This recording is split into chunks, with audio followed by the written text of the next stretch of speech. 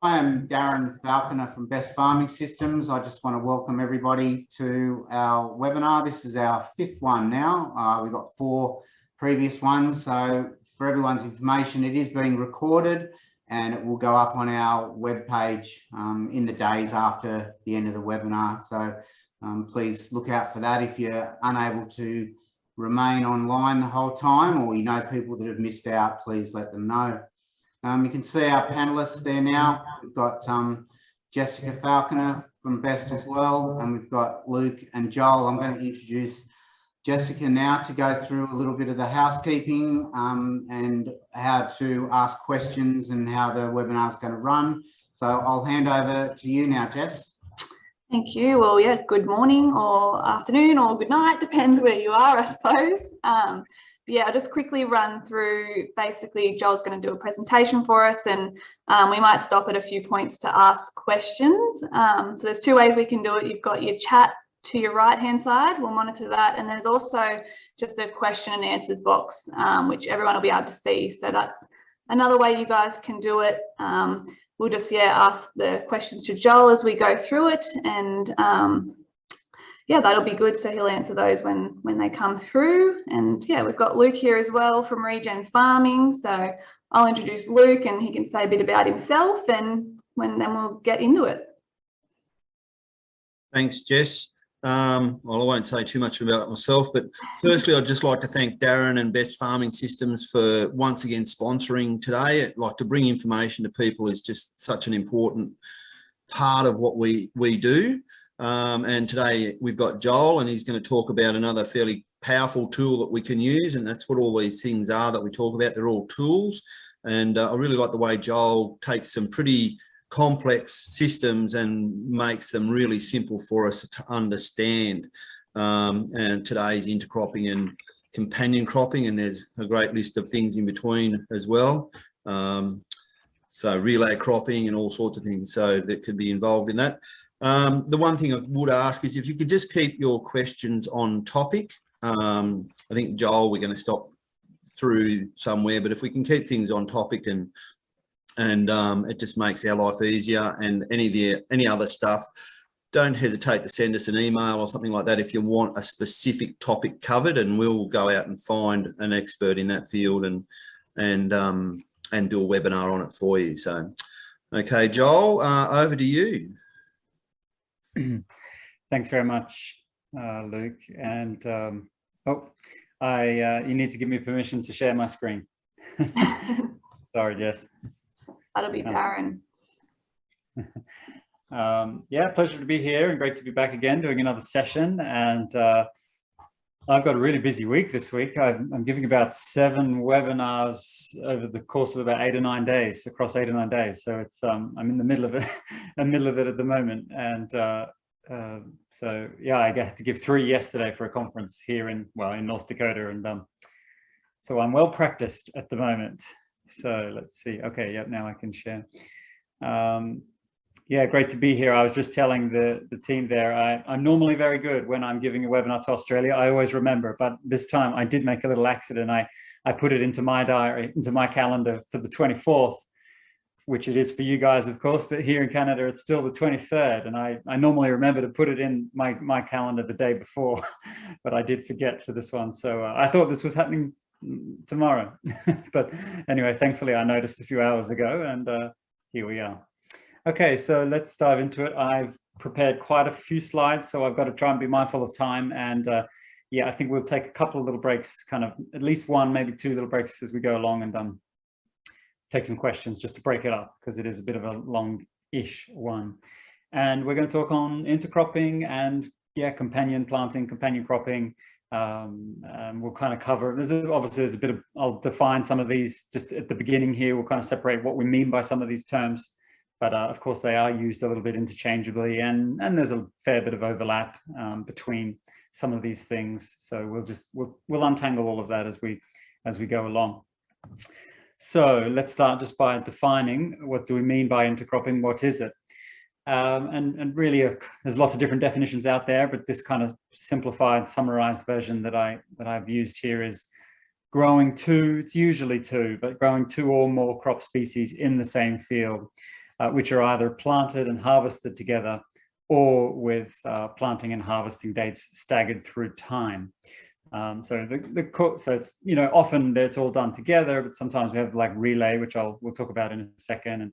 And there's many different ways to kind of do this, but the core of the idea is that two different plant species are going to come together for some overlapping part of their life cycles and be growing in the same field at the same time. So here's a couple of different examples and slightly different takes on this. Some people often might hear, and again, people have different terms in different parts of the world and things. So I'll kind of give an example here, but mixed intercropping is typically then multiple species that are just all sown together into the same row.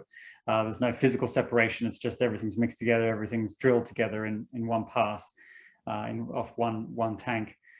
Versus say something like alternate row intercropping, where again, usually two species, but those multiple species are sown in alternate rows. So now we have a physical separation. I've got some photos coming up to look at some examples of this. Strip intercropping is where we're typically looking at multiple rows of, again, usually two species that are spatially separated in alternate rows. So for example, that might be, you know, a pass of, well, whatever, 10 rows of one, 10 rows of another, 10 rows of one, 10 rows of another, that kind of thing. So it's happening the intercropping is happening in strips rather than individual rows. And then relay intercropping, this is where we have the two species that are temporarily separated via staggered sowing or harvesting dates. So one might be drilled first, and then we might come back in and it might get established first, and then we might come in with another pass and drill another one at a later date. And again, often that might be that the first one is combined first and that the second one is combined at a later date as well. And then lastly, just the nuance between what we refer when we talk about companion cropping and companion planting. That's where, yeah, multiple species may be sown together. However, ultimately only one will be taken through to harvest. And so the others might be terminated, for example, or left as an understory mulch, this kind of thing. So when I refer to companion, that's really still you're only harvesting one crop, and the other plant is really there as an auxiliary plant, playing more of a supporting role. And so I see there's a lot of companion cropping happening in Australia, maybe a little bit more than the intercropping side. It seems to be a bit more in the companion direction, with you guys a little concerned about the moisture side of things and having enough moisture to support two crops. But so I see a fair bit of companion cropping gaining a bit more traction there. So visually, here's just some visual examples of some of those systems that we just talked about. So here we have the example of strip intercropping. So you can see it's, you know, a certain number of rows repeated in strips between the two species. Here we have a relay intercropping. So you can see across time we've started with one, but then we've come in at a later date and drilled the second crop at a later date, which will also be harvested later on. So you can visually see this across time. Here we have that alternate row style of intercropping, row for row, and then here's our mixed, where just everything's mumble jumbo, all into all different species in kind of the one row. And visually, here's some examples of what that looks like. You can see we have some alternate rows across the top, and down the bottom we have just some of those more mixed rows of the same combinations. And a little bit later in the presentation here, we'll just talk a bit about some of these differences and maybe which is better or worse. And the answer to that is it depends on your goal. It depends on what you're trying to achieve. So there's no set rules on that. But anyway, there's just some visual examples of alternate row versus the mixed style. Okay, let's have a look at some of these visually in the field. Here's an example of a relay intercrop. As you can see, the wheat is well ahead of the soybeans, and the wheat will be combined first while the soybeans are still low. And after the wheat is combined, we'll let more light in, and we'll let that soybean finish off its life cycle through into the late stages of the growing season. So nice visual example there.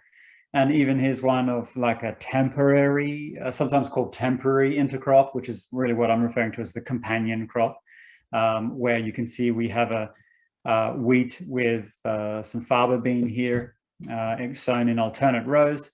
And then, okay, this is obviously in a cultivated system here. This is from France, but you can see visually we've now gone through and are terminating the companion, terminating the bean, which is great. It'll break down all those residues, release all that nutrients to help the wheat then finish off its life cycle and feed off the decaying residues of the fava bean. So we can do that termination through mechanical means, as you can see there, but we could also do it through a selective herbicide as well. So you can see here on the left we have a fava bean and a canola. You can barely see the canola. The bean is absolutely towering over it, and almost looks like it's about to completely outcompete it and smother it. But at this point in time, the farmer has gone through with the selective herbicide, and you can see that all of those beans have dropped their leaves. You've just got some stalks left, and now they're all breaking down, and the canola is now moving onwards into flowering and seeding, where of course it can feed off the decay products of the fava bean. So of course we could therefore use selective herbicides for also for termination of the plants, of the companions or the temporary intercrop. Here's just again a nice visual. I think this is an exciting kind of concept, and particularly if we were to pair it with certain aspects of perennialization and whether or not there's scope to kind of combine perennials in different intercropping systems, or even a combination of perennials with annuals.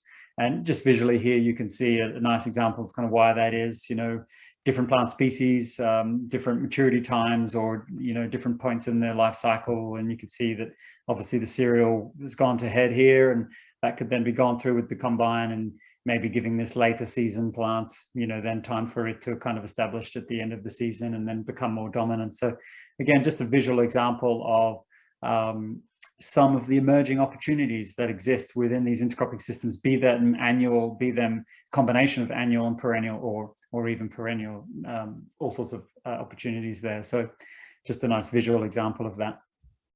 So what are the types of plants, crops that we could use in intercropping systems? And really it's limited only by your imagination. I mean, this is by no means an exhaustive list. This is just maybe some of the major ones, for example. But it's endless. You could, you in theory could use almost anything. It's just a matter of working out some of the practical hurdles of managing it in the field and the harvest and the separation, these kinds of things. But really there's no limitation. It's just your imagination. So of course, some of the major cereals are great candidates. All some of the usuals there, the usual culprits. And same with the legumes. You've got plenty of excellent options there as well. And the cereal legume combination is no doubt by far the most well researched and well studied. We're actually going to spend quite a bit of time going through some of the nutrient and root to root interactions of a cereal legume companions, and they're a perfect fit because of course the cereal is a high nitrogen demanding crop. And then we have the legume with low nitrogen demand, but the ability to fix nitrogen and bring some nitrogen into the system for that cereal, for example. So that's a really common one. And, even through to, it could even be the use of, maybe not grain legumes, but something like a clover in the understory. I've got some photos coming, but, a clover mulch, living mulch, or clover in the understory with a cereal or an oilseed, on top as well. So it doesn't always have to be grain-based intercrops where they're both going to be taken to harvest. There could be some opportunities. I see some work trying to use lucerne as a permanent perennial and then do annual cropping in between with alternate rows. There's some interesting work in Europe kind of trying to get that to work. So that's your classic combo, but sure, no reason you couldn't also have some oil seeds. They also work well. Of course, piola is the classic combination that you're all familiar with there, and chickpea, flax. I can't remember if you guys call it flax or linseed in Australia. I forget, because it's linseed in the UK and it's flax here in North America. I forget what Australia is now. It's been too long since I've been there, but you all know, I'm sure. So anyway, that's an interesting combination, gaining a lot of traction here in Canada, more similar climate in the prairies here to you in Australia. So but yeah, it goes on with sunflower, and clovers also seem to work very well. But, as I say, there's any one of these combinations that in theory could work. But I would say that legumes, in my opinion, really are at the center. They are a real key pillar. They're particularly, as we'll explore, particularly good companions because of that nitrogen aspects, but also because of their roots and their root exudates, that acidifying nature.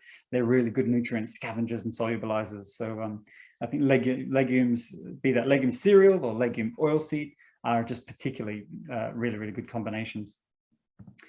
And, you know, there's a lot of benefits as we're going to wind our way through this talk to intercrops and companion crops. And one of those really important ones is this idea of kind of risk mitigation. And this is really important for dry climates like we do have here in the prairies, and also for you in Australia, where the climate is becoming more erratic, more unpredictable. The seasons do swing. There can be quite big swings and fluctuations from a year-to-year basis.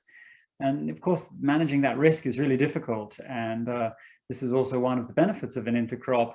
As you can see here, we've got a combination of two theoretical plant species here. And we can see that, you know, in year one, they're pointing out as an average year, average climatic year. Year two was a warm year, and year three was a cold year. And so, of course, if we had just one of these two monocultures, for example, the blue or the green monoculture, okay, you can see here, you know, this plant, the blue plant didn't particularly like the warm year, so it really struggled, but okay, this one was happy, it was fine. But the next year that was a colder year, well, okay, the blue plant did a bit better this time, whereas this plant didn't really like the cold. So of course, therefore, what happens if we were to marry them up and bring them together in an intercrop? You can see that you're kind of hedging your bets there. Is it going to be a warm or cold year?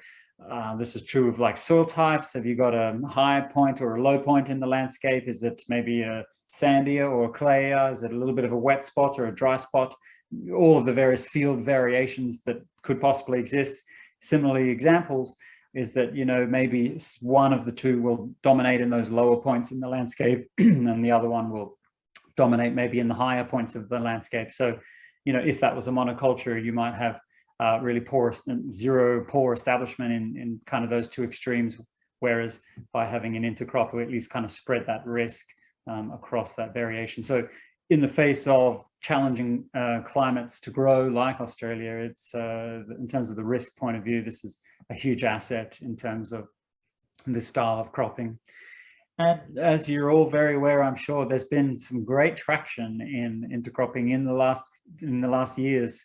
And okay, this was just an image, okay, up to 2017, but still you can see this trend, and arguably it's gained even more traction, I would say, since then. There's a huge amount of work happening actually over in Europe. Europe has traditionally been the much more of the centerpiece for intercropping research. There's a lot more work. It's a lot more advanced over there in terms of the research side of things. But yeah, I find it really interesting to see here in Canada. I think from the practical applications, you know, farmers leading the way and farmers actually setting the scene and setting the stage. It seems to be they're really pushing it and driving the adoption here in Canada. It's more from the farm level, from the farmer level, the field level. Whereas if you look into the academic literature, there's some really good stuff coming out of Europe, but obviously you've just got to try and translate it for the climate, for us in the dry climate. So, but nonetheless, there's been serious traction both in academia and practically at the field level in intercropping in recent years.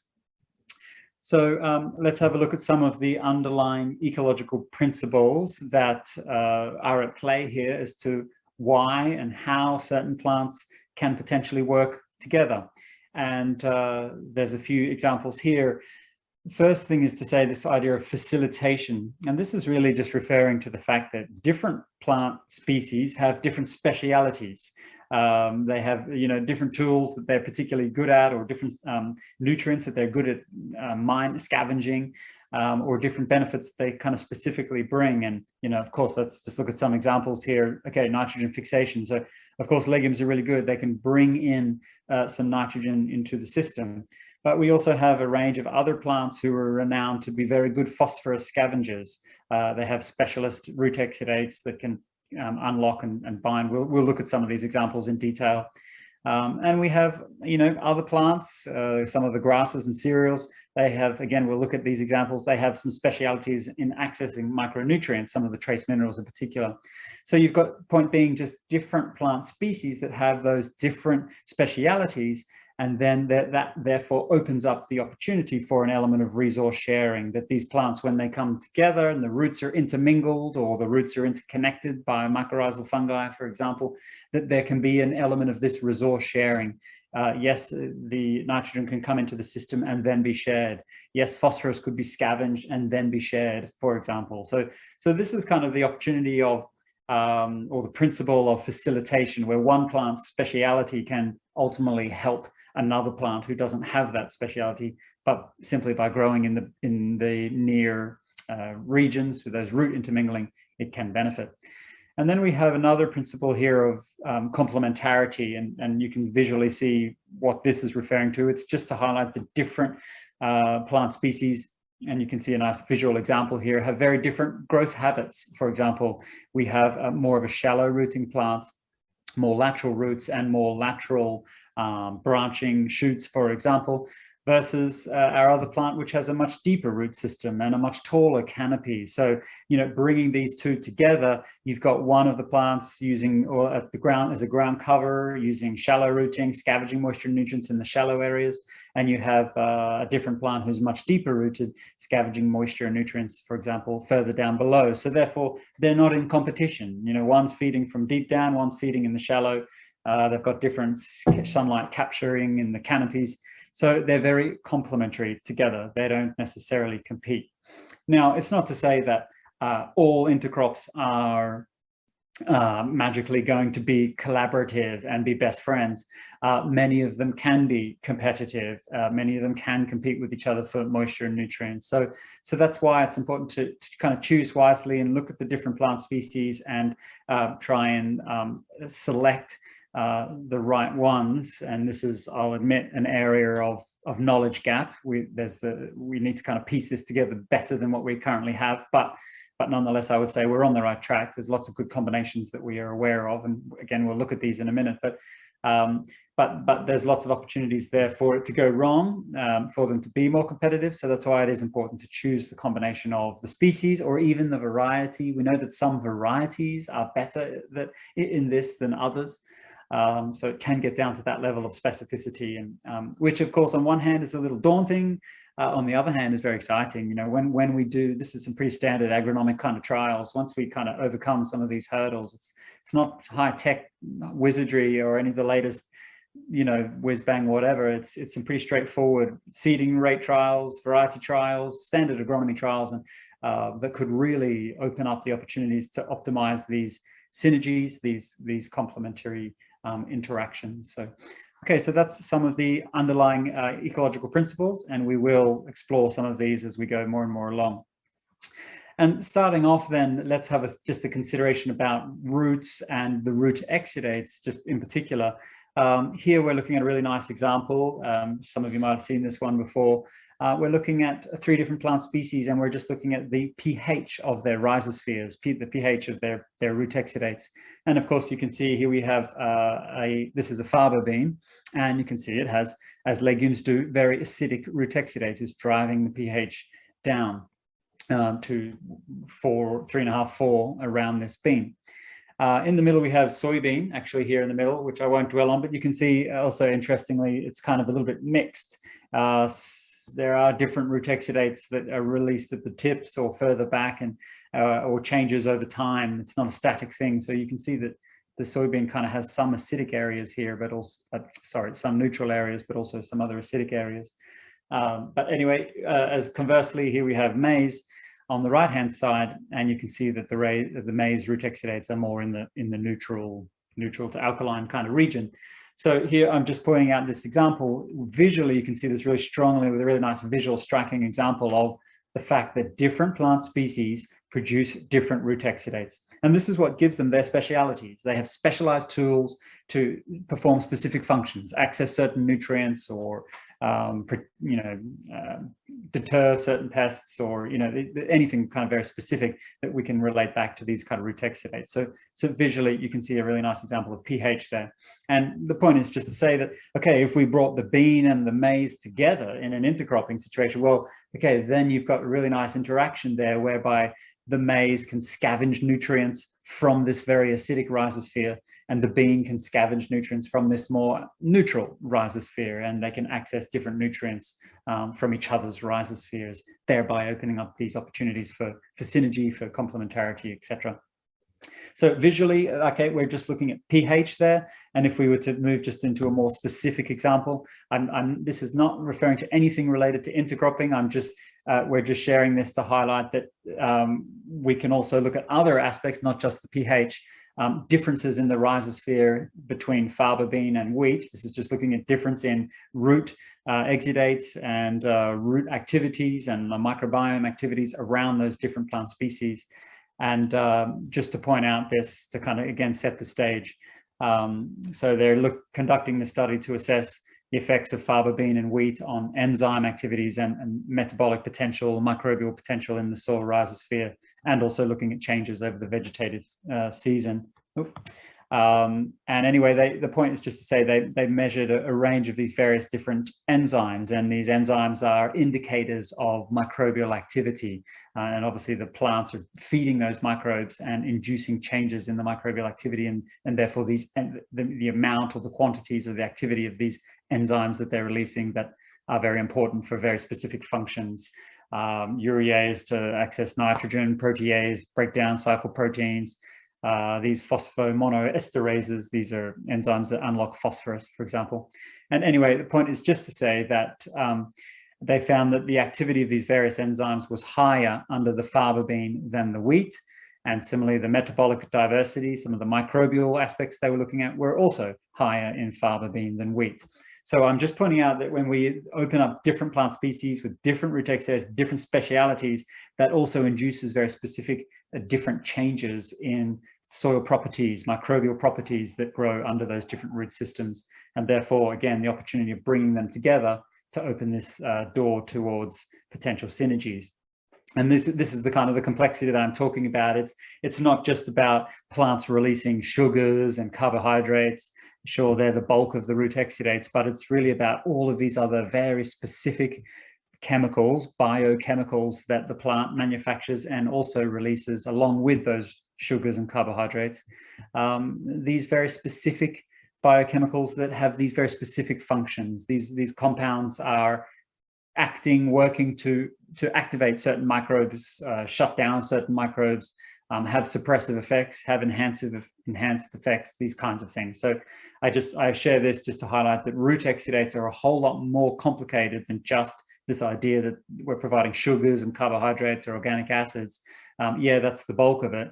But there are these highly specific kind of compounds that have very specific functions that we could then be exploiting through these intercropping systems as well. And that's kind of, here's an example visually that what I'm also referring to. So, you know, on the left here, we have a monocultural cereal. And because of it's a cereal, it has a set number of genes in it, those code for a set number of root exudates. It can only release the root exudates that it has in its potential. And that's determined by its kind of genetic makeup. But so you can see that it has a particular cocktail, a particular selection of root exudates that it releases that can activate and work with certain microbial groups in the soil, which it requires. Now, then if we were to put that cereal with another plant species, bring up, for example, a legume into the picture, well, same deal. Now that legume is releasing its very specific fingerprint of exudates, activating, waking up the microbes that are unique and associated with that legume. And of course, then when we bring those two together, the cereal can benefit from some of the activity that the legume has induced in the soil microbiome. And equally, the legume can benefit from some of the activity that the cereal has induced when those root systems are intermingling. And therefore, we get this synergy arise where 1 + 1 can equal 3. The combined interaction between these two different root systems induces changes that are greater than the sum of the parts, so to speak. So visually, there's a nice kind of visual cue there that you can kind of try and understand this principle. This is what we're really trying to exploit, the legume benefiting from the cereal exudates and the cereal benefiting from the legume exudates, for example, or whatever the companion might be in that example. And is that even really important? So here's a really interesting study just to kind of highlight why we might be interested in this. This is just a lab study, a hydroponic kind of study. It's not a field study, but it's just a really interesting one illustrating this point about root exudate diversity. What's the benefit of bringing more diversity of root exudates into the system? And really what we're looking at here is an interesting study that was feeding some plants some artificial cocktails of root exudates, a mixture of artificial root exudates. And the control was no root exudates. And then we have low and high. And what that's referring to is a low diversity of exudates. So that was a mixture of 7 root exudates. And then they also fed the plants in these systems, this trial, they fed a high diversity of exudates. So this is where we had about 18 different root exudates. Now, the point is that the amount of carbon, the quantity of carbon that was being fed, the amount of root exudates was the same. It's just that one had less diversity and one had more diversity. But the raw amount of energy, the raw amount of carbon that was coming into the system was the same in these treatments, just one made up of mixture cocktail of 7 exudates, one made up of a cocktail of 18 exudates. And so what we're seeing here is that we're seeing how the soil microbes respond to that. The soil microbial biomass responds to that. And you can see that here's our control with nothing. And you can see that as soon as we add some exudates, which is some food sources, of course, we stimulate microbial growth, we stimulate microbial biomass production. So by adding some 7 odd exudates, we can see that we increase microbial biomass. Yes, that treatment worked. However, when we added a more diverse cocktail of exudates, you can see that we got a further jump, a further increase in that microbial biomass. So the microbes were responding more positively to a greater diversity of exudates, is kind of what we're seeing here. And then they added a second plant species and repeated the same experiment. You can see we get the same trend. As soon as we add some diverse exudates, bang, we get microbial stimulation. As soon as we add more diverse exudates, bang, it goes up again. And then, however, when we then had 3 plants growing in these kind of trial, in this lab study, you can see here, this is kind of where it also got interesting, is that because now we have more plant species kind of interfering with this kind of diversity of the exudates. So again, there's our control. Okay, then we added a low diversity of exudates, and you can see that, okay, yes, we got a bit of a jump, but then this jump between the low and high diversity exudates, you can see has become narrowed, has become smaller, it's become less important, less significant. And the reason being is that we've now got 3 plant species growing in this. So the effect of the greater plant species is starting to override the effect of the root exudate high or low diversity treatments. So really what this is pointing out is that as we increase plant species diversity and or diversity of exudates, that the microbes respond very much positively to that, as we can kind of see here. So that's the argument why we might be interested in trying to optimize these kinds of synergies between 2 different plants, or 3 for that matter, could be, is because we're getting a greater diversity of exudates, inducing greater benefits into that soil microbiome.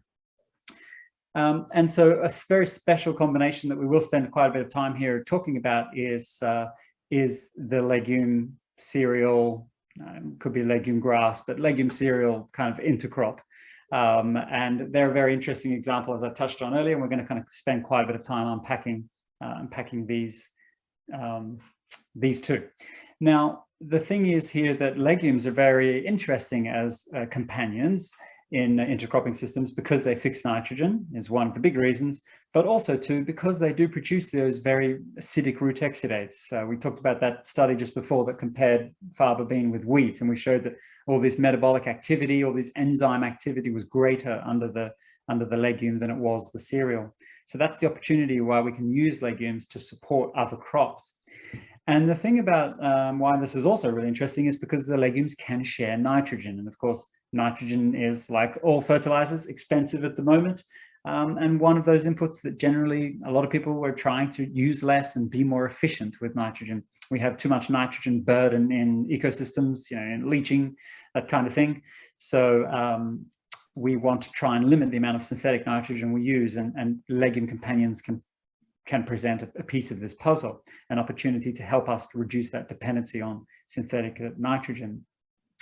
And it turns out that, we often think about legumes that they only really supply nitrogen, or they only support plant growth through that supply of nitrogen is when they die and when they decay and their residues break down, and that might be useful nitrogen for next season, is the classic view that we kind of have looked at this. But it turns out that legumes can indeed supply nitrogen in real time in the current growing season when they are combined with a non-legume companion.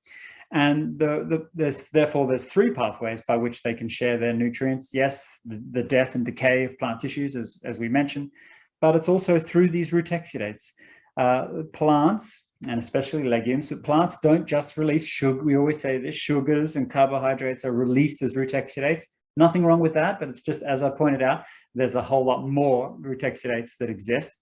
And one of those really important groups is amino acids. Plants release a lot of amino acids as root exudates, and legumes specifically release a lot of amino acids.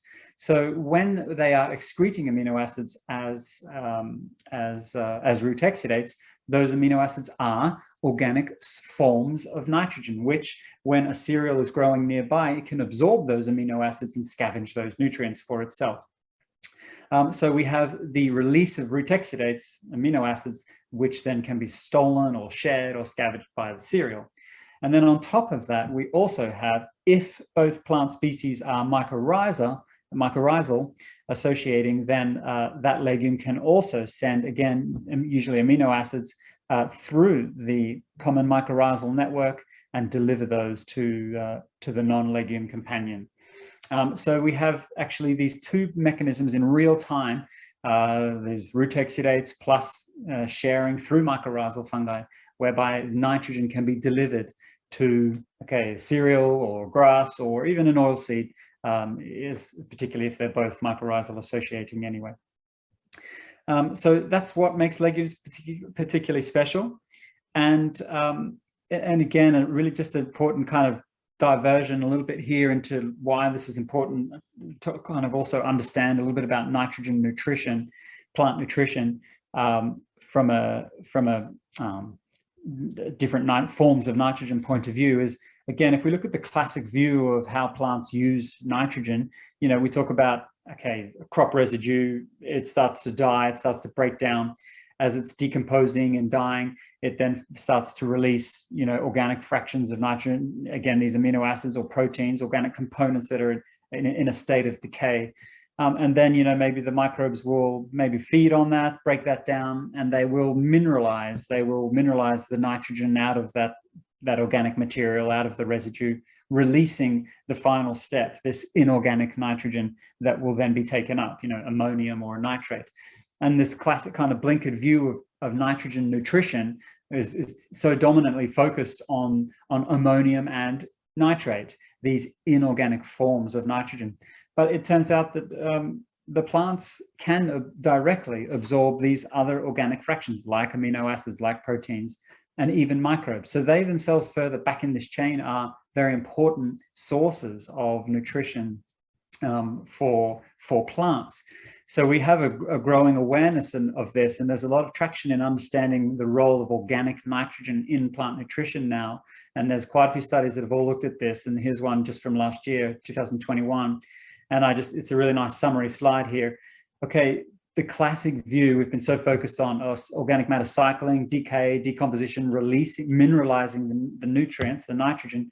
So we've been very dominated in our thinking of management and our understanding of nitrate and ammonium as sources of nitrogen. However, yes, plants can absorb, a step back from that, plants can absorb amino acids. Plants can absorb peptides. These are kind of small proteins or long, semi-long amino acid chains. And even plants can absorb larger proteins. They can absorb them directly. Plants specifically release these proteases. These are enzymes that unlock organic forms of nitrogen, break down proteins and amino acids and release them from soil organic matter where they can be taken up. So plants do take up more complex forms of nitrogen. It's not just these inorganic fractions. They do take up these more complex forms. And as we now know, I'm sure some of you have heard about this rhizophagy cycle. plants can even engulf or ingest whole bacteria, where they can then also strip nutrients out of them. So we have this growing awareness that, okay, we know lots about nitrate and ammonium inorganic forms in plant nutrition. We know much less about these other forms, but it turns out that there's growing interest in them and they can make a very valuable contribution. So this is why legumes are also really important in this picture, because they provide a lot of these amino acids and peptides that they release as these root exudates, which can be immediately scavenged by our non-legume companions. And it turns out that these forms of nitrogen, these organic forms of nitrogen, are very, very efficient for plant growth. And this is kind of what I'm talking about. In the classic view of plant nutrition, we would often say, okay, plants take up ammonium, or plants take up nitrate, urea maybe, these more kind of inorganic forms. What does the plant then do with that ammonium? What does the plant do with that nitrate? It doesn't want nitrate, it doesn't want ammonium, it wants proteins. So it will use metabolic energy to convert that ammonium into an amino acid, and then convert that amino acid into a peptide, and then convert that peptide into a protein. And that's where it wants. Plants want protein. They don't want ammonium, they want protein. And us as farmers, we all want high protein crops too. You know, there's a quality aspect to that. And so the point is, if you are feeding inorganic forms of nitrogen to the plant has to expend, it has to use metabolic energy to build those amino acids and to go along this pathway, along this chain. So the plant is using up energy to build protein. So what if we were to just deliver directly to the plant these organic fractions? Let's just supply them as they are. Then the plant takes up these amino acids, takes up these whole proteins, and then it's saved all that energy in having to convert the inorganic form. So because this is called metabolic shortcutting, we're saving this energy that the plant would expend by just delivering these already pre-built compounds directly into the plant, which then the plant can use. And so the legumes are really important at supplying some of these more organic fractions of nitrogen that then are highly efficient in the plants that take them up. They are very rapidly converted and used for proteins and other growth processes. So that's kind of the name of the game, or the goal, and that's why legumes are particularly also good candidates and efficient supporters. So how do we support this nitrogen transfer from legumes to cereals or non-legumes? It could be, doesn't have to always be a cereal. And just to say that, again, it's not just a given that if you put a legume with a non-legume that you're going to get maximum or optimized transfer. You have to select for this. And again, this is where we have lots of blind spots, but again, it highlights the excitement to me of where the potential is going. The more we understand these factors and breed varieties that have these traits, we will be able to improve the potential of legumes to deliver that free nitrogen in real time to the non-legumes. So for example, some of the factors that we know about already is root contact. Okay, so this is really important. You have to have roots close together and intermingling. They've got to be close together so that the cereal can scavenge the nitrogen out of the rhizosphere of the legume. So that basically means that species or varieties that have more horizontal roots, more lateral roots, these are very good nitrogen sharers. So for example, lucerne is not such a great nitrogen sharer because it has a very deep taproot. It's actually not so good it's a great nitrogen fixer, but it's not so good at sharing that nitrogen as compared to other more laterally rooted plant species. So we could breed and select for that, that root architecture and support this intermingling and nitrogen transfer. And that comes back to that question earlier of, well, what's better, alternate rows or mixed rows? If the goal was nitrogen sharing, then the evidence would say, okay, intermingling roots, closer contact, you're going to get more nitrogen sharing. So if the goal was nitrogen sharing, then mixed row intercropping rather than alternate row would arguably be preferable. Plant density then, of course, is important. So we can manipulate that with row spacings or seeding rates to optimize that root intermingling. Growth stage is also important. So the nitrogen transfer typically is lower at the beginning and increases as you progress, kind of like the legume has to form nodules first, and then it can start sharing that nitrogen, that kind of thing. So you do get a bit better sharing a bit midway through the season. And okay, in the context of a perennial, perennials generally fix less nitrogen in their establishment year, but then they can share a lot more in the following years.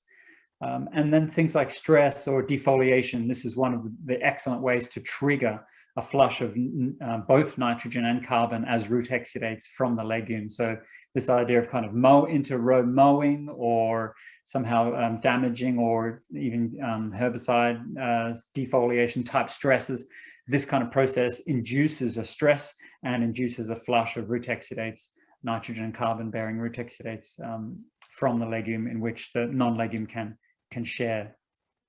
So let's have a look at some examples also of this. So if we have a think about maize, it produces all sorts of, as we discussed, all sorts of unique root exudates that are unique to the maize, that help it grow and develop and do what it does. Now, some of those exudates are great at feeding bacteria, plant growth promoting rhizobacteria. Some of those exudates are really great at activating mycorrhizal fungi and helping to form that mycorrhizal symbiosis with that maize. So it has, again, a selection of exudates that help it do those things, for example. And if we were to think about a faba bean, well, okay, it also releases exudates that encourage bacteria around its growth, around its roots, that also encourage mycorrhizal.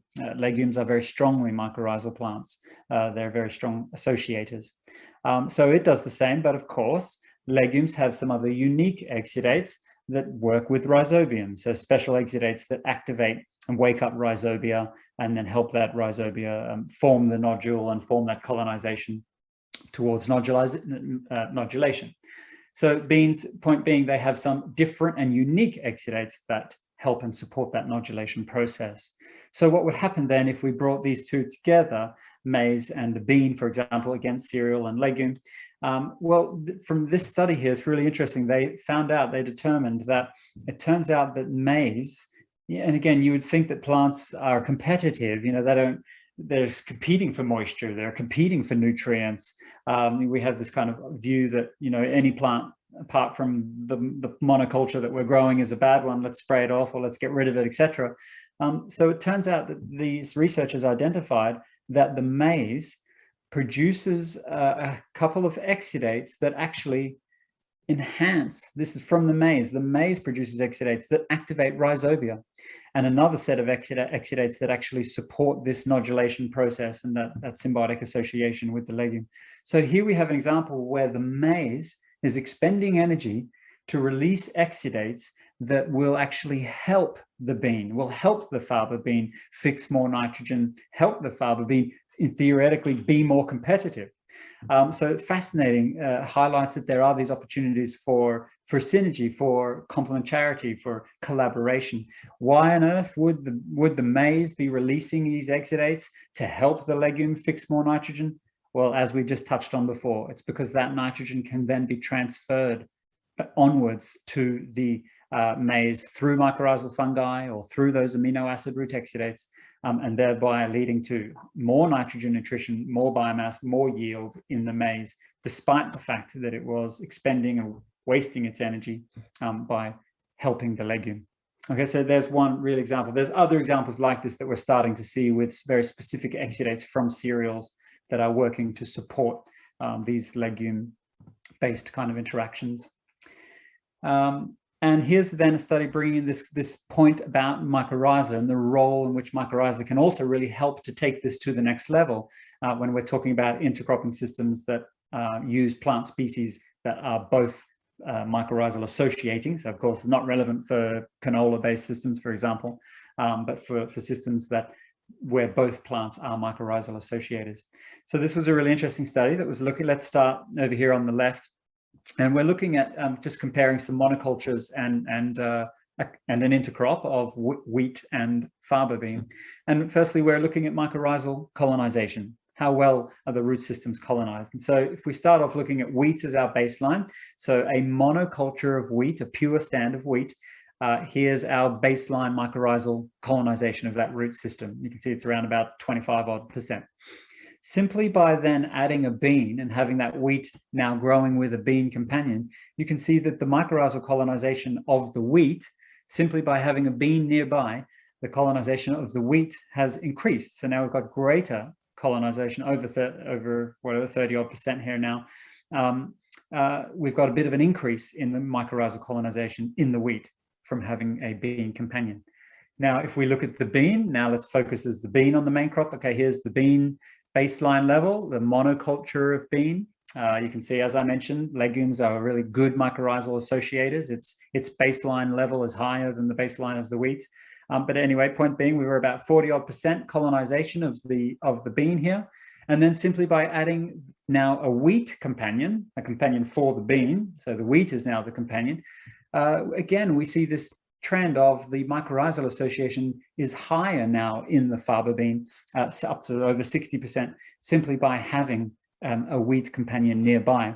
So again, we can see then, point of the message here is that under intercropping systems, we will see greater overall association in both companions.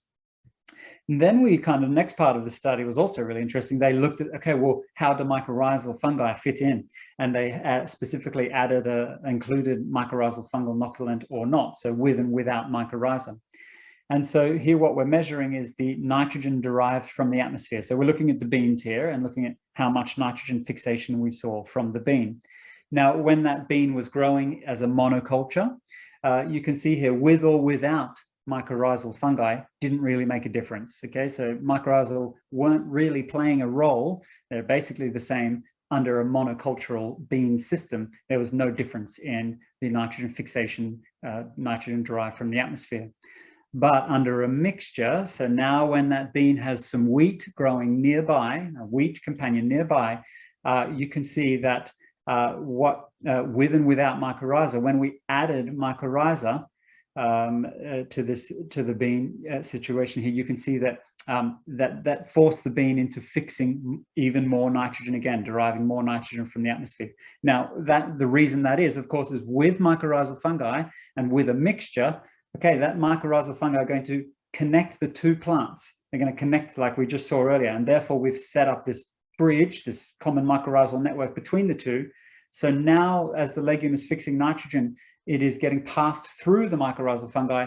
The cereal, in this example, the wheat, it's a real drain. It's drawing from that nitrogen. It's taking through the mycorrhiza. So that forces the legume to keep on fixing nitrogen, to keep fixation turned on and to fix more nitrogen.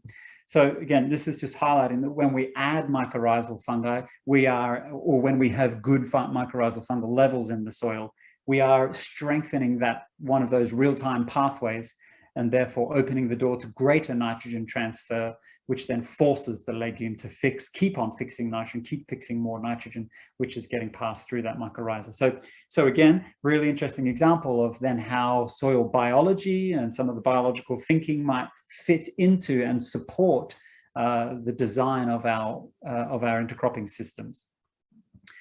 Okay, does intercropping kind of deplete soil nutrients and soil reserves? Here's an interesting one showing that intercropping enhances soil carbon. Here they just demonstrated a divergence of soil carbon and nitrogen over a 7 years field experiment compared to rotational strip intercropping systems compared to normal crop rotations. And they found that soil carbon in the top 20 centimeters was 4% greater in the intercrops than the sol crops, and they found that the soil organic nitrogen content in the top 20 centimeters was around about 11% greater in the intercrops than sol crops. So intercrops can enhance soil carbon. They can enhance the soil organic nitrogen. And as I was just talking about before, this metabolic shortcutting, organic forms of nitrogen are very good for this. The plant will take up those organic forms, shortcutting all of those metabolic processes that it otherwise has to waste energy on in converting inorganic forms. So, okay, an example there. Okay, that's a lot of information below ground. Let's have an example or a quick look at what happens above ground in some of the intercropping systems. Okay, this is from France, Mediterranean climate. Okay, it's not quite the same, but nonetheless, I just want to show you an interesting trend, an observation that happened in a wheat and faba bean intercropping system, looking at some of the plant benefits or the plant traits. So let's have a look at yield for starters, something you're all going to be very interested in, I'm sure. So let's look at the wheat yield. Starting off looking at the wheat yield, and we're comparing wheat yield. This is across 3 years of the study, so repeated 3 years. And we're looking at the white bars are the monoculture, the sol crop, and the grey bars are the intercrop. So starting off looking at wheat yield. Okay, here's our 3 wheat yields across those 3 years in the white bars in the monoculture. And then what's the wheat yield? Simply by having a legume companion, a bean companion nearby, you can see that we saw significant increases in the wheat yield when that wheat was growing with a bean companion, consistent across 3 years. Okay, well, what about then the wheat protein? Because yield and protein are a trade-off, aren't they? As one goes up, one goes down. So let's have a look at the wheat protein. Well, okay, again, across the 3 years, you can see a little bit of variation, fine, different weather in different 3 years. But you can see here's our 3 proteins of the monoculture wheat. And as soon as we added a bean and had a bean companion, you can see that the protein of the wheat has again significantly increased here across those 3 years. So that legume companion not only improved the wheat yield, but it also improved the wheat protein across 3 years. So if we just inverse that and look at this from the context of the bean, the faba bean, okay, what about the faba bean yields? Now the white is the monoculture of the faba bean, or the gray is that the bean when it has now a wheat companion. And you can see that then if we look at the bean yield, statistically speaking, there wasn't particularly a difference between them across the 3 years. We can all see a slight bump there. Clearly the mixture out yielded a little bit, but okay, not technically speaking, not statistically significant. However, if we look at the faba bean protein, well, we can now see that it is a significant difference when that bean had, this is kind of really unusual, when the bean had a wheat companion, that induced greater protein in the bean, which we'd think it would be the opposite. You know, cereal is a nitrogen-hungry crop. Surely it was stealing some of that nitrogen. Surely this might lead to a reduction in protein in the legume. But as you can see, actually, although the yield didn't change, the protein did increase in the faba bean when it had a wheat companion. Maybe let's, I was going to show a few quick photos. Actually, this bit will be quick. I was just going to show a bunch of photos and then maybe we'll take a break after this. That might be a good spot. So this is just a selection now of various photos and examples, which then maybe we'll take some questions after this. So this was just a neat image to show the kind of the developmental stages of an intercrop over time. I forget what this one is. I mean, it's a pea and I can't remember what the cereal was. Sorry, I'd have to check this one. But anyway, and you can see it's in the alternate row pattern, as you can see there. And over time, we're just looking at the difference of the canopy as it establishes through the rest of its development. I just thought that was kind of an interesting flow chart there. Okay, here's an example of fabola, so bean and faba bean and canola. Here's a nice example of this one, okay, from the UK. Here we have the classic peola, of course, a nice example of some nice peas and canola there.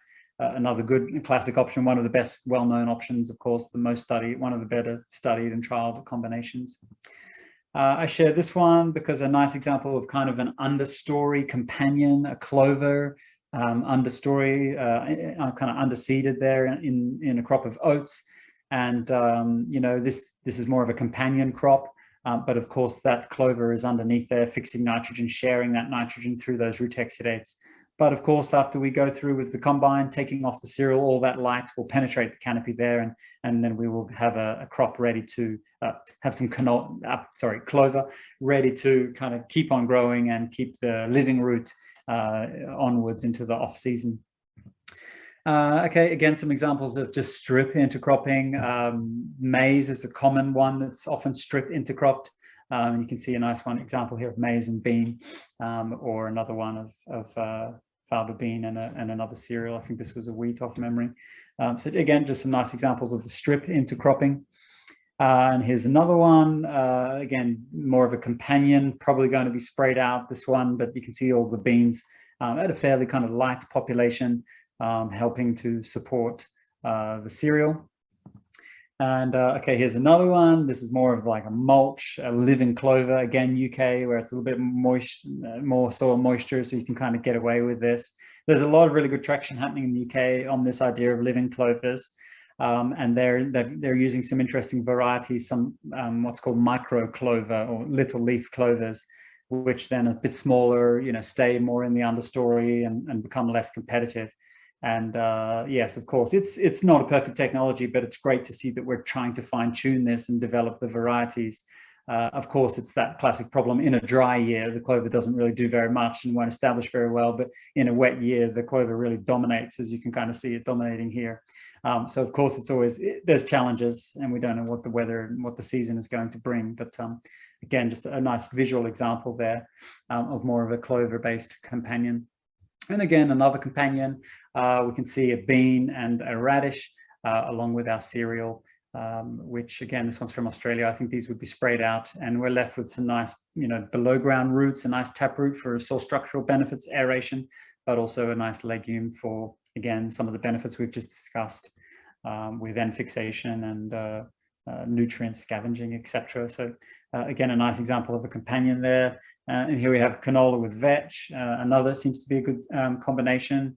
Canola and berseem clover specifically seems to work very well as well, would be another one that a lot of farmers seem to be using.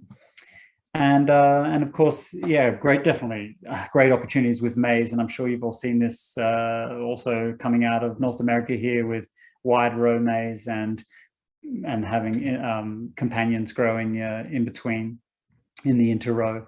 And again, a nice example of a clover based, but you know, again, I see all sorts of interesting things with wider row crops like maize or sunflower would be another opportunity. You know, you can even do a mixture through here. It wouldn't have to be just clover or just the one legume. You could do a bit of a mixture of some kind of cover crops as well, which could be used. But clover maize is a good one. And to be fair, clovers seem to go well with sunflower as well. It is another good combination that seems to work well. So again, that's not obviously a grain legume, and they're not both being combined, but this is more of a nice example of a companion crop.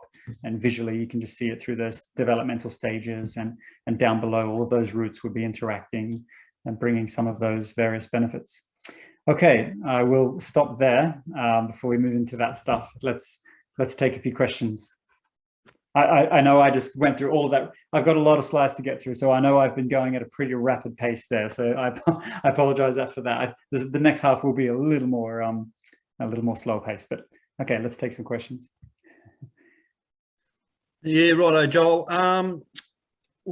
The first one that came in fairly early on was when you're companion cropping, when's the best time to terminate? Like, when are you going to get the most benefit out of the companion before termination? Yeah, good question. Of course, depends a little on what the companion is and your growing season and all of that kind of thing. So I know for you guys, obviously, as you are moving into the business end of the season, as it's starting to get hotter and hotter, when you're moving into grain fill, etc. So I know it's common for you to terminate kind of around that point in time where it starts to really dry up.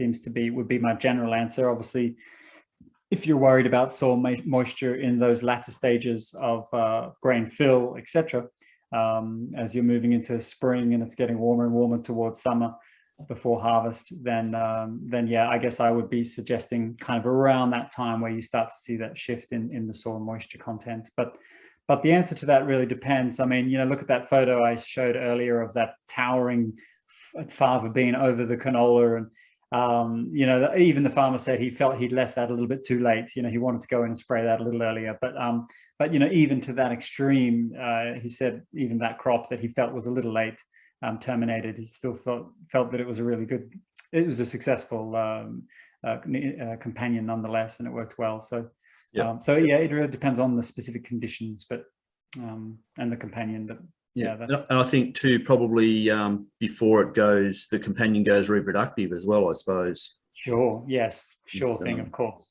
Yeah. It's the other thing you got to watch for. Yeah. So next one from Rob Hetherington.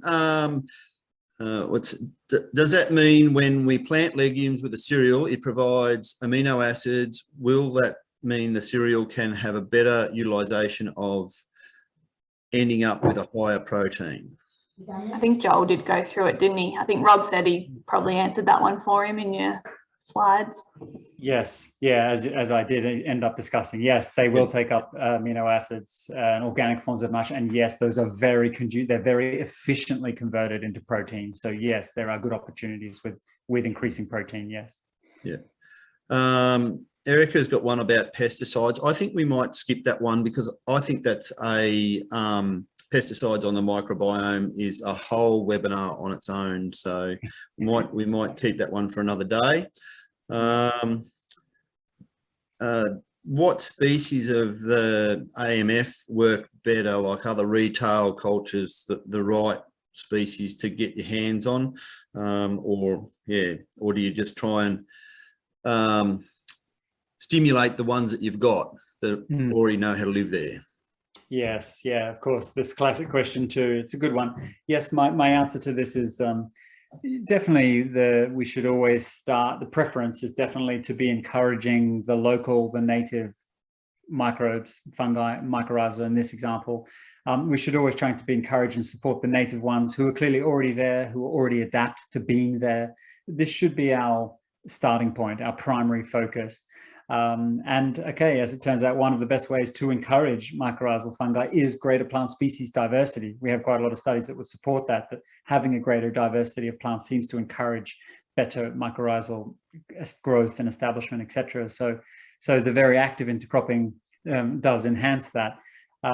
However, am I opposed to the use of some inoculants? No, they can also be very good and useful products, depending on the context, because, yes, particularly mycorrhizal fungi can often be low in agricultural soils. If there's a history of cultivation and disrupting them, a history of fungicide use, they can be somewhat compromised. It just depends.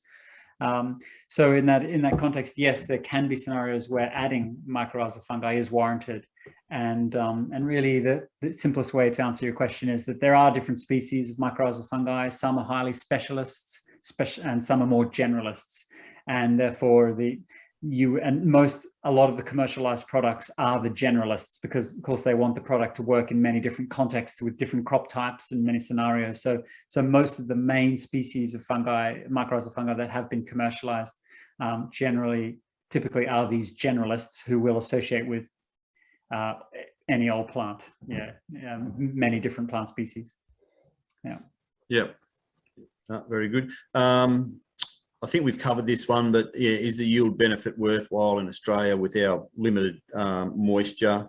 So I suppose if you cover that before about terminating before it gets too dry, I suppose.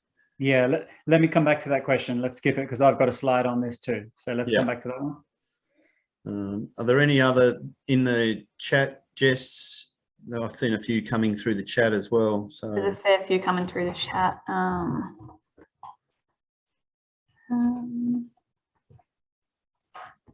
Any work on sowing, spreading with mixed species cropping or stick spreading to fodder crops? From Logan.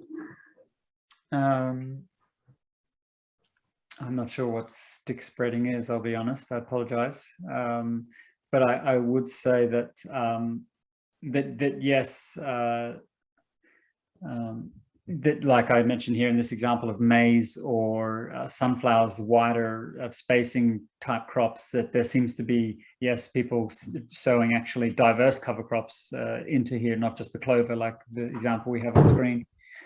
We have a mixture of covers here, and yeah, that is particularly good then for post-season grazing, post-cropping grazing, a more diverse diet for the animals. So yeah, there's a big trend of that here in North America, of using mixed cover crops between maize and then using it for fall grazing after the maize is harvested.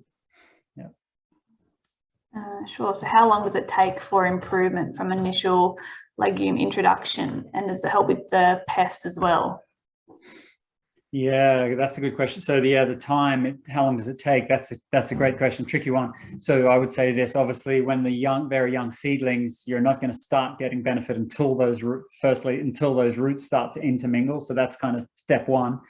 So a very small seedling isn't going to get any benefit until we see that intermingling. Hence why choosing varieties and things with more lateral roots will become a really valuable tool in the future. So that's step one. Step two would be the legumes, of course, don't start fixing significant amounts of nitrogen until a while. So the earlier stages of intermingling, yeah, the cereal would still get some benefit from that. For example, false solubilization or other nutrient scavenging generally, it would start off with those kind of benefits. And then further down the line, you'd start to see more of that. Once nitrogen fixation kicks in the legume, then the sharing of that nitrogen. So yeah, it would take a little bit of time, but you get some of those other general nutrient scavenging benefits in the earlier stages.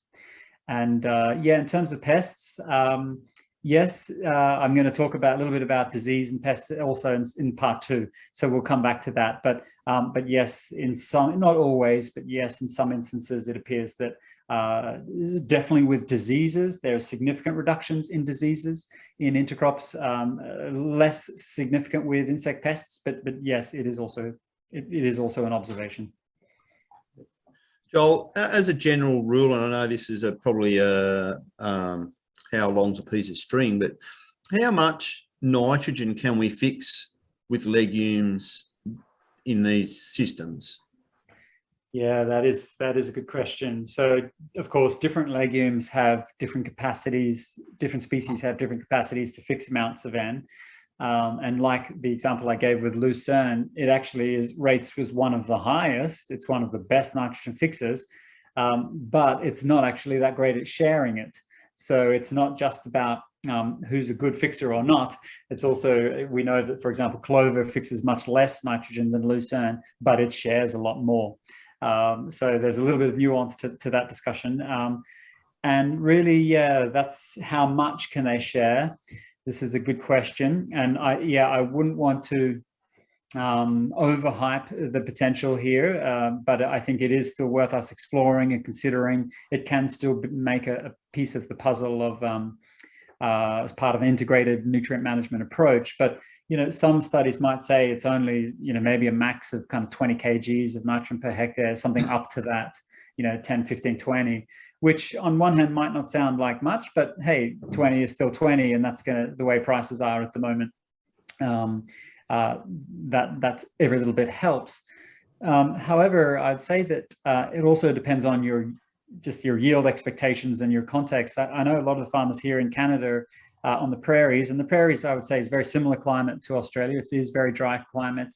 They have also very arid systems, and so it is quite a dry land system, and a lot of low phosphorus in these areas too. So a lot of overlaps. But I know a lot of the farmers here, when they're doing legume cereal intercrops, they actually plant with 0 nitrogen. And often they'll even find that if you add some nitrogen, it can actually have negative effects. So you want to kind of keep the crops a little hungry, especially the legume, and make it work, force it into working and fixing that nitrogen. So I would say that it is common here for some farmers to use 0 nitrogen on the legume-based intercrops.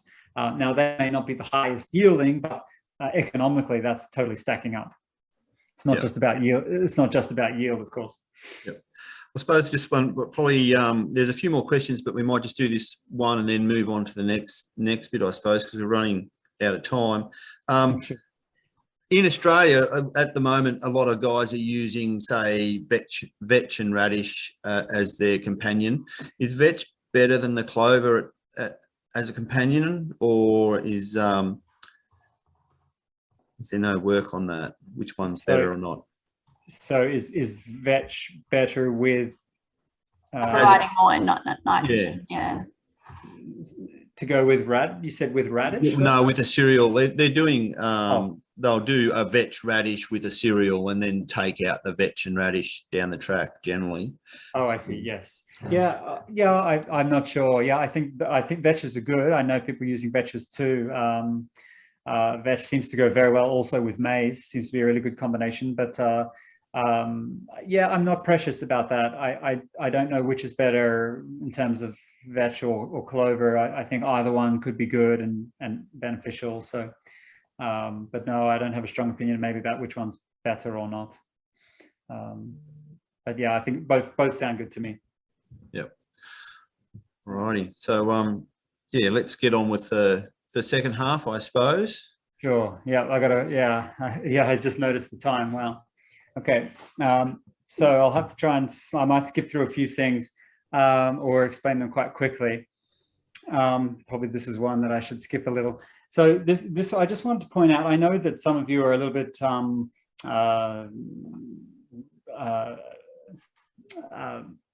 reserved about having too many legumes in the rotation, and the problems of legumes kind of priming the decomposition of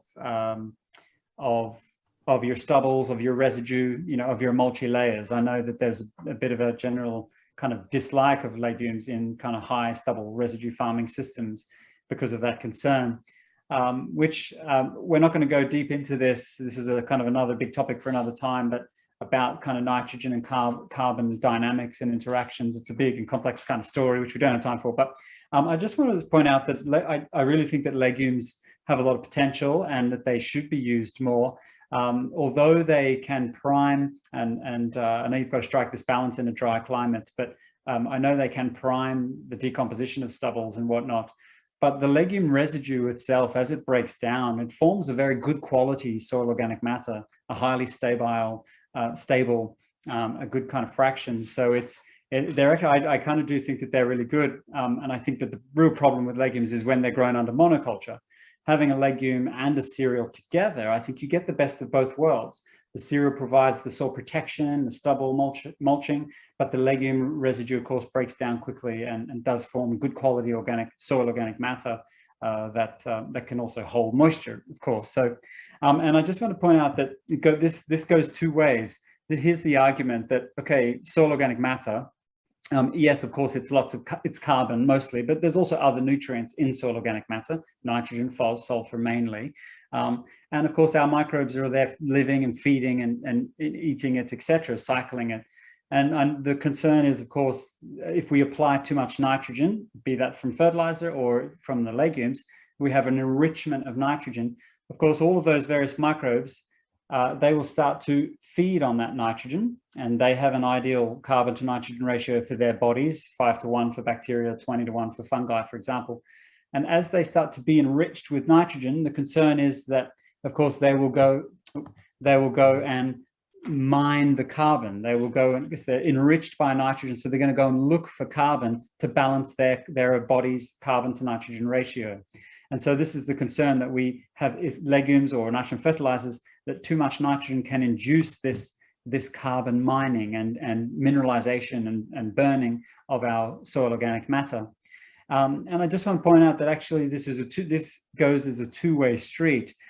Microbes don't just mine soil organic matter for carbon, they can also mine it for other nutrients. So for example, if we have an enrichment of carbon, a real big buildup of stubble, buildup of residues, buildup of carbon-based material, well, again, the microbes will start to feed on that and be very carbon enriched. And again, they're trying to look to optimize their carbon to nitrogen ratio, for example. So as they get carbon enriched, they're going to still go mining in the soil organic matter, but they're going to go mining for nitrogen. And so in the same way. So I share this slide just to get you thinking that we don't have to always be so afraid of nitrogen in a sense that actually if we have too much or increase of carbon, that can still lead to a priming or a mining or a decomposition, a mineralization of our soil organic matter, but for the nitrogen, looking for the nitrogen to optimize their bodies.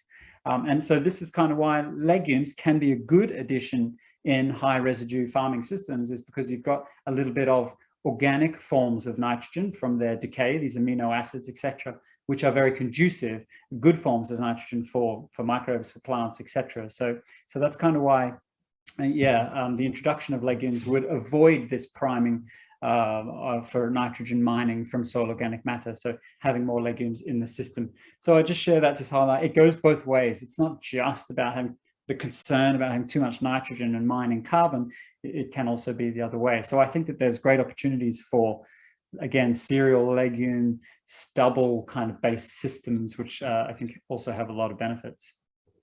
Okay, so moving on from nitrogen, the benefits of intercropping goes way beyond nitrogen. And there are other nutrients that are highly efficiently scavenged and accessed So, for example, phosphorus would be one of those examples where, legumes, it's not just the nitrogen factor, but legumes, they also release some very special groups of root exudates, as we discussed on.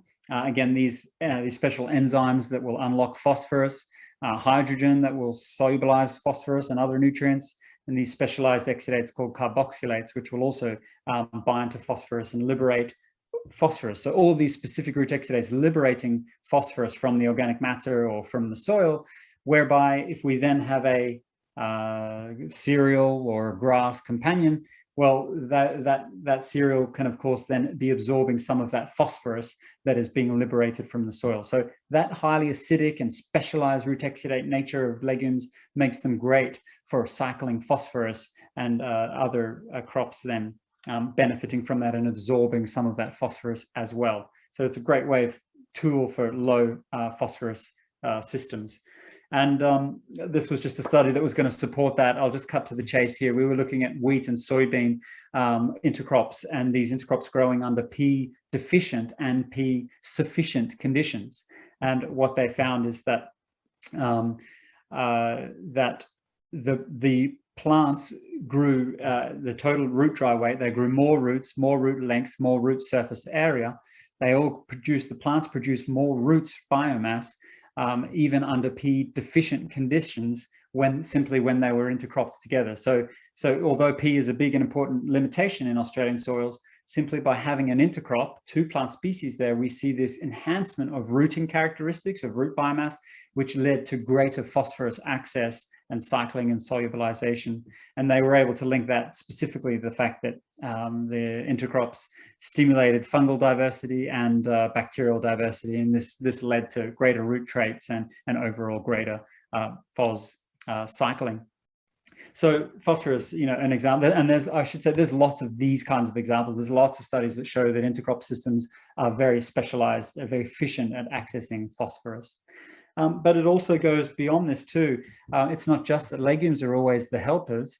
We also have a situation where grasses, plants in the gramineaceous family, that they also can actually help legumes, and they can also provide benefits for other companions. And it turns out that the grass family and cereals, they release a very special root exudate called phytosiderophores.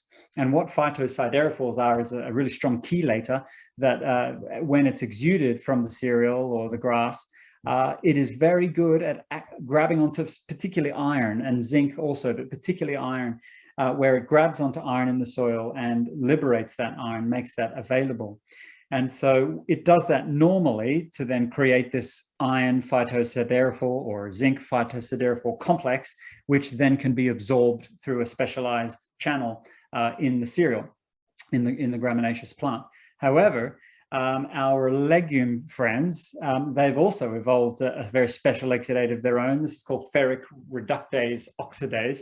And it turns out that the legumes have developed a trick whereby they release this special kind of compound that then grabs onto that iron phytosiderophore complex and actually kind of steals the iron away, reduces the iron, where the iron can then be taken up, or the zinc, for example. So I just share that example that it goes both ways. It's not just about nitrogen. There's also phos and other trace minerals.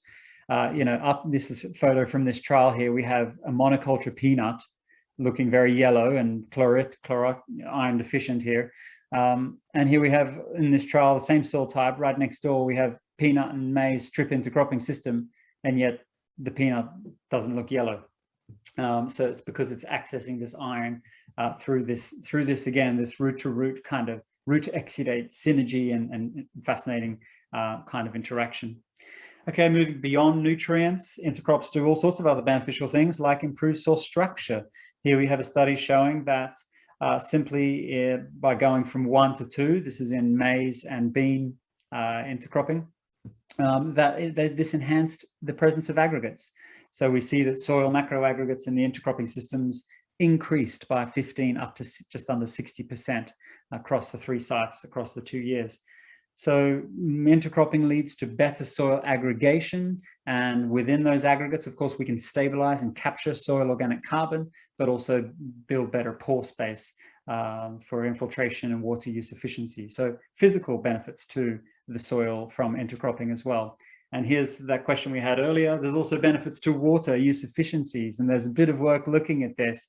And this was a really interesting study, again, with and without mycorrhizal fungi playing a role here. This was just a pot trial whereby they had water down below at depth in the pot trial, and they combined a deep rooting legume, pigeon pea, with a shallow rooting cereal of finger millet. But they grew this finger millet here in a little mesh bag, a very fine mesh bag that excluded the roots. So there was no root intermingling between these because of this mesh bag.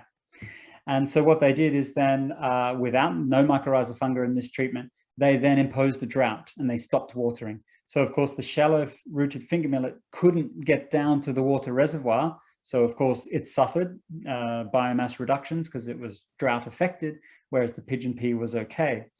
However, then they went and added mycorrhizal fungi. Now, mycorrhizal fungi have such fine filaments that they could pass through this mesh bag that the roots can't pass through, but the mycorrhizal fungi could. And so then we saw this concept called bioirrigation, whereby the pigeon pea would then access moisture, bring it up, and it would share that moisture through the common mycorrhizal network and give it to the finger millet, whereby we then saw increases in the finger millet biomass. So there's an example of this called bioirrigation, of where intercropping systems, particularly with the help of mycorrhizal fungi, could actually improve water use efficiencies and enhance drought resistance, and the crops not necessarily be competitive against each other, that actually we would improve those water relations and water dynamics. So there's a fascinating example. And so I think, to that question, and all of you there who are worried about intercrops, hence why you kind of spray them out and turn them into companion crops, I would just argue that here in Canada, it's very dry climate too. I mean, they have the advantage of having snow and then some snow melt to get started, but they're also very low rainfall systems. And intercropping here is, combinable intercrops is very common practice. And all I would, I think, answer that question, make a statement to say that if you're worried about soil moisture to fill and finish a crop, of course, you're worried about that irrespective if it's a monoculture or whether or not it's an intercrop. You're worried about that anyway. Have I got enough moisture to fill my monocrop? And so really, I don't think that there's a difference between those, because you're going to have a lower population of your main cash crop. Your seeding rates are going to be adjusted. So you've got now 2 crops in the system, but you've lowered your seeding rates. So it doesn't really matter. Yes, you're still going to be concerned about available moisture late in the season to fill both of those. To me, there's no kind of real difference, because you've modified the seeding rates accordingly. So I don't really think it's a really a concern. It's what is the concern is just optimizing your seeding rates. And again, I don't have a great answer for you, but I've just, as I pointed out earlier, these are pretty simple things to answer. This is some simple kind of agronomy trials. Do some seeding rates, do some variety trials, find out these kind of combinations, and we could take this a long way with just a little bit of fine tuning and yeah, a better research agenda. So okay, there's just some thoughts on the water side of things. And okay, just quickly then to wrap up, a bit on diseases and pests. I'll try and go through this pretty quickly, but just sharing really interesting studies. This was a review that was looking at disease pressure in intercropping systems. And they found that intercropping reduced disease in 73% of the time out of 200 studies that they reviewed. Now, just be clear, that's not saying that they reduced weed pressure by 70%. They're saying that 70% of the time there were reductions in disease pressure. And those reductions were variable, sometimes 100%, sometimes less, but 73% of the time there were a reduction in disease pressure. So yes, intercropping definitely helps with that side of things. And back to that point earlier about mixed row seeding versus alternate row seeding. So if you want nitrogen sharing, then maybe the mixed row intermingling is better. But from a disease point of view, actually the alternate rows is better, because then we have a physical barrier between each row, which helps to then slow the spread of the disease spores. So if you're looking for disease reduction, perhaps the alternate row method would be better. I'll skip over that. And just to say that looking at the mode of actions of disease suppression, and that is the main mechanism there. It's this idea of host dilution, simply by cutting the plant populations in half and having 2 crops. For example, okay, I'm making this up, but at 50% seeding rate, you've lowered the plant population, therefore diluted them with another half of a different species who's not susceptible to that disease. So it's this host dilution mechanism, which is the main way in which we suppress diseases. But okay, there's other factors here like allelopathy and other antagonists and other mechanisms. Just to say that plants also communicate to each other through volatile organic compounds, through smells and scents. And as we now know, this is an area where we also need to explore more with intercropping, how different combinations, different species or varieties can actually be either competitive or complementary through some of these volatile compounds in which they speak to each other, these gaseous kind of smells and scents. And as we know that these compounds can also induce all sorts of changes in plant growth. So this study showed that actually these volatile compounds will induce changes in root exudates, and that induces changes in the soil microbiome. And that happens from through these volatile compounds. And again, some of these volatile compounds can then also help with insect pressure. And this is what this study is talking about, highlighting that when plants release these volatile organic compounds, that actually some of those can land on the leaf surface of the companion, and it makes it harder for insect pests to find that crop. So you can get these, again, opportunities of collaboration there and helping the plant resistance. But even some of those volatile organic compounds, when they land on the leaf surface, they can even be breathed in through the stomata.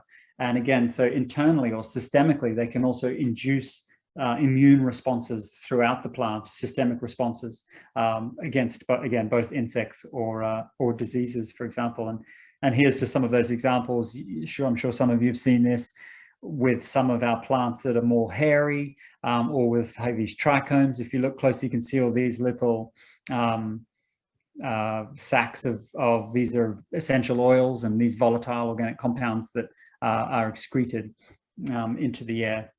Which can attract beneficial insects or mask, make the plant invisible against pests, and as I say, induce immune responses, all these kind of things. So this is a really interesting field of emerging kind of research at the moment as well.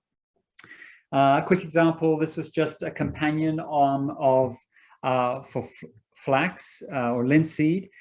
This is from the UK, where they've noticed that when they plant oats as a companion with flax or with the linseed, that it seems to deter the flax beetle.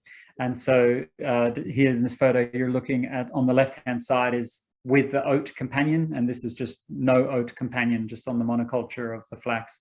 And that's earlier on, and here we have later on, then the oat is sprayed out. So this is a companion, and you can see this visually still an advantage on this side where we had the oat companion. Because this flax beetle, I don't know if you guys have this one in Australia, but it's mainly a problem just early on in the establishment phases. So the oat companion there is releasing, we don't know the mechanism, but releasing some of these volatile organic compounds, for example, or some root exudates that is changing the pest attraction to the flax seed. So there's a bit of that question earlier. And then, okay, lastly on weeds, okay, this is a study from France, but again, different, the southern parts of France can get quite dry, but okay, not as dry as Australia, but just again, an example highlighting the potential that can legume companions help to control weeds. And so they've done a review here, looking at lots of other studies and summarizing the data. So they're reporting data from 34 different studies, looking at 476 different observations. And considering all of this, they find that the companion plants had no significant effect on cash crop yield, but significantly decreased the weed biomass. Okay, but they acknowledge that, okay, this is not always the case, and we've got to identify the scenarios where this kind of works and sometimes doesn't work so good. So of course, I acknowledge there's knowledge gaps here for sure, but clearly there is the potential there to use companions to fill the interrow, to suppress weeds, and not necessarily reduce yields. But again, that just means optimizing the right seeding rates and the right companions, etc. So what about things like then overall yield and profitability? The important stuff you're all interested in. Here's again a big review on intercropping, a meta-analysis looking at lots of other studies and summarizing the data. Here we carry out the first meta-analysis on the multifaceted benefits of intercropping, 126 studies, 939 observations, when compared to the same area of land that was managed in monoculture. Intercrops produce 38% more gross energy, 33% more gross incomes, whilst using 23% less land. Okay, so as a ecological way to intensify production, this is called ecological intensification rather than sustainable intensification. It appears it has a lot going for it. Remember, this is a meta-analysis, so it's kind of summarizing and reviewing lots of other studies and lots of other different soil types and climates and conditions, etc., etc. And yet overall we cut across that and see these general trends towards greater productivity, greater profitability, all whilst using less land. You know, it's a no-brainer. Okay, and lastly, just a quick note on separating. I'll admit this is not my speciality. You'd be better to get some farmers up here to talk about this. But just to say that separating is a real challenge and it is a hassle. Nobody wants to do the separating after harvest.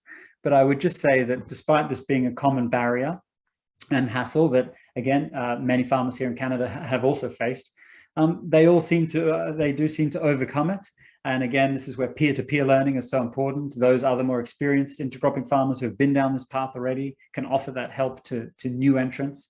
And I would just say that despite the fact that all the farmers agree, of course, it's a hassle and no one wants to do it, they all believe, and not just believe, but also actually see the benefits of intercropping, totally outweighing the benefits outweighing the negatives of having to go through this separating hassle. So, you know, the fertilizer reductions in pest pressure, the increased profitability, the increased yields, profitability, all of these benefits that they do see make it worthwhile, despite the fact that, okay, there's this hassle of separating at the end of it. So, you know, there's many farmers still intercropping today, and they're doing it more and more each year. So clearly the separating hassle is not insurmountable. So just to say things like, okay, the seed size and the shape and the density are all really key considerations. And this is part of choosing your crop combinations. You don't want to choose two plant species that have very similar size seeds or similar shape seeds, these kinds of things. The more different the seeds, the easier it is to separate, of course. So things like flat sieves and screens, gravity tables, for example, rotary screens, air separators, blowing air through, and lighter and heavier seeds kind of separating, or even the more advanced kind of color separators are maybe on their way as well. And as technology improves, these will get better and better and easier. So these are the types of things that farmers will typically use, and it is an important consideration. It is an important hassle, I agree, and that's why understanding the different seed shapes and things of your two crash crops will help guide that decision-making process. So lastly, in summary, yeah, there's a bunch of pros and there's a bunch of cons to intercropping, and that's true of everything, and it's just a matter of weighing those up and looking at those benefits and doing small areas, trialing it yourself and kind of working your way through this on a small scale as before you kind of scale it up. And get the learning experiences that you need to kind of step through this. So, okay, on the pro side, collaboration, you know, there is that opportunity for these synergies between the root systems, this over yielding, where we get, better yield from the two than we do with the one monoculture. So there is opportunities for this collaboration, which can translate into better yield and profitability. Reduced inputs, as I mentioned, if we're scavenging phosphorus better from the soil, if we are fixing free nitrogen from the air, we're opening opportunities to use less fertilizers. We touched on some of the studies of less pest pressure, insect and disease pressure, for example. I didn't touch on this, but less lodging. This can be really helpful for legumes. The legumes can use the cereal as a scaffold and a support, prevents lodging in things like the legumes, for example. The risk management factor we talked about. Don't know if it's going to be a dry year or a wet year. Okay, you guys probably know it's always going to be a dry year, but you don't know which way the season's going to go, so it just helps with that risk management. And we're improving biodiversity. Two crops, monocultures, two crop kind of polyculture is can be beneficial for wider beneficial insects and the wider ecosystem, etc. Okay, on the negative side, yes, plants can still compete. We can see reduced yields. It's not to say that intercropping will always improve yields. We've got to design for that. We've got to choose the right varieties, species, seeding rates, etc. So it is possible that they can reduce yield. So yeah, we need to do the trials and the work to kind of find those answers. No doubt intercropping is more agronomically complex, more complex rotations, the use of your plant protection products, seeding rates, I mean, definitely harvesting, all of these things. It is, of course, much more complex to manage intercropping systems than monoculture. But again, it's about the gains. It's like, well, okay, yes, it's more complex, but am I gaining yield and profitability, less pest pressure through that? So therefore, does it become worth it? Of course, the harvest and separation, this is a big hassle. You got to be careful about harvesting. And separation is just a hassle, as I mentioned. Harvesting, just an interesting point here. Again, you've got to choose the right species and this is where breeding varieties to optimize this is going to be really beneficial for the future, because you've got to choose plants that have a somewhat similar ripening time. If they're too different, completely different, of course, that's going to be a huge drama. So you've got to choose varieties and species that have a fairly close harvesting time window. And I would say that an observation from the field is that actually, even if there are slight differences between them, the two plants seem to end up aligning their maturities and their harvest times. And this is due to ethylene, which is the hormone that the plant uses to help ripen. Ethylene can also be off gas. So even if there's slight differences between them, when one starts to move into maturation and ripening, it starts to release ethylene, which induces ripening of the other companion.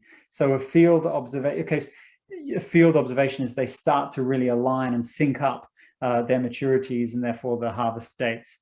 Now you've got within reason. Okay, you can't choose something polar opposites and then expect it to align up. It's just not going to happen. But they've got to be close enough in the ballpark, and then due to this factor there, they will often align their maturities. And then, of course, things like finding markets and potential concerns around contamination. If someone wants gluten-free peas, they don't want any cereal bits and bobs in there, or pea chips in other cereal products, etc. So, some buyers do have very high specs.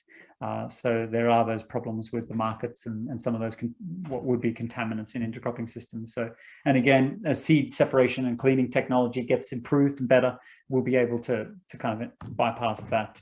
But no doubt that is a hassle and one of the negatives for now. Okay. Fantastic, Joel. A bit over time, I apologize. Yeah, that's no worries. Thanks very much for that information. Once again, fantastic information. We have run over time, so I suppose if there's any real burning questions, just email them through and we'll see if we can get Joel to answer them. And yeah, I encourage anybody to go onto YouTube and just check out Joel's YouTube. There's heaps of good information there. So Darren, have you got anything to say? Sure.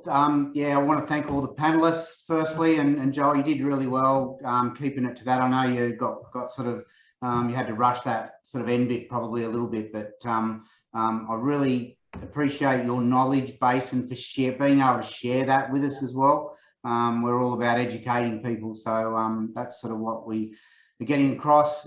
Jess and Luke, thanks heaps for your input today as well. It will be up on our website for anyone that wants to revisit any part of the interview or the webinar.